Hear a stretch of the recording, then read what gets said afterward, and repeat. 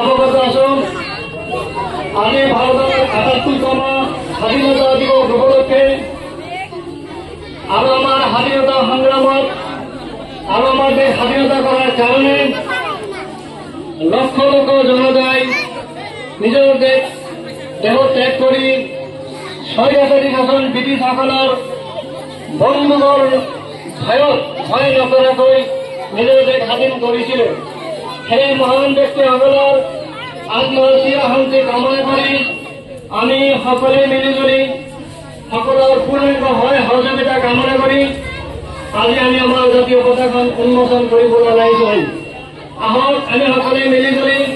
এই পতাকাখন এই মুক্ত আকাশৰ তলত হস্তিং কৰিবলৈ